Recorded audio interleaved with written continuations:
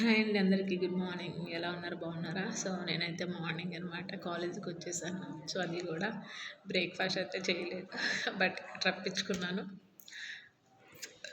Bajji రప్పించుకున్నాను. But అది ఎలా ఉంది చూపిస్తా చూడండి. సో తప్పలేదన్నమాట తినడం. సో ఇదంతా మైదా అనమాట. బట్ నేనైతే ఇదంతా తినకుండా పైన ఏదైతే డ్రై అయిపోతుందో అది మాత్రమే తిన్నాను. సో అది సో ఇక్కడ నేను వేసుకున్న బ్లౌజ్ చూసారు కదా, ఇది వచ్చేసి ఆన్లైన్లో తీసుకున్న, మీషోలో ఉంది.